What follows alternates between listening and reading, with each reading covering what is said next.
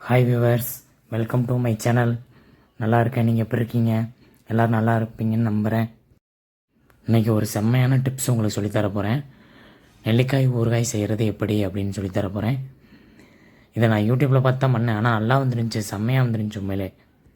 முதல்ல பேன் எடுத்து வச்சுக்கிட்டு கடுகு, வெந்தயம் இதெல்லாம் லைட்டாக இளவருப்பாக வறுத்து வச்சுருங்க.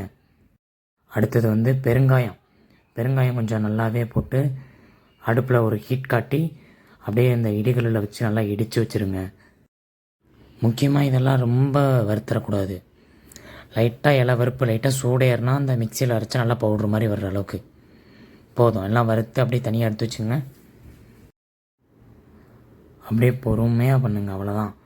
அடுத்தது அதே பேனை வச்சு வரமிளகா போட்டுக்குங்க. உங்களுக்கு எவ்வளோ தேவையோ, எவ்வளோ காரம் தேவையோ அதுக்கு ஏற்ற மாதிரி வரமிளகா போட்டுக்குங்க. அதே மாதிரி முக்கியமாக வரமிளகா வறுக்கும்போது கல்லுப்பு ஒரு கைப்பிடி லைட்டாக கொஞ்சமாக போட்டுக்குங்க, வறுக்கிறதுக்கு மட்டும். ஏன்னா அப்போ தான் அந்த நெடியெல்லாம் ஏறாது. அது முக்கியமாக பார்த்துங்க, இல்லைன்னா நெடி அப்படியே ஃபுல்லாக ஏறிடும். அப்புறம் நம்ம இது வரைக்கும் ப்ராசஸ் பண்ண எல்லா பொருளையும் அரைக்கிறது தான் வேலை. முதல்ல வரமிளகா தனியாக அரைச்சி எடுத்து வச்சுக்கோங்க. அடுத்து கடுகு, வெந்தயம் அது ரெண்டையும் ஒட்டுக்கா கூட போட்டு அரைச்சிக்கோங்க. பெருங்காயம் கூட அதிலே போட்டு ஒரு அரைச்சிருங்க. அடுத்து தாளிப்புக்கு முக்கியமாக நல்லெண்ணெய் வேணும். நல்லெண்ணெய் வாங்கிக்கிங்க.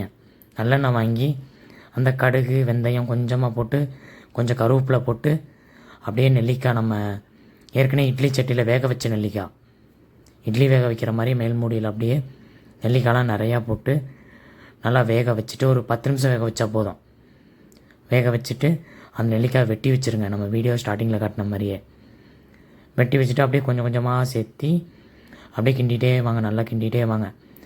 அடுத்து மிளகாத்தூள் அப்படியே கொஞ்சம் கொஞ்சமாக சேருங்க. அப்படியே ஒட்டுக்கா போட வேணாம், கொஞ்சம் கொஞ்சமாக சேர்த்து அப்படியே கிண்டிகிட்டே வாங்க.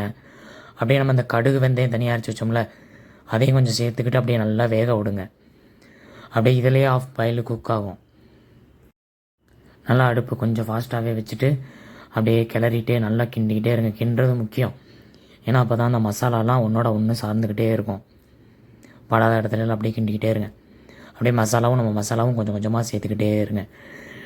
நீங்கள் காஷ்மீரி சில்லி தூள்னு சொல்லி ஒன்று இருக்கும், கடையில் கிடைக்கும். அது போட்டிங்கன்னா நல்லா கலர் திக்காக வரும், இன்னும் நல்லாயிருக்கும் பார்க்க.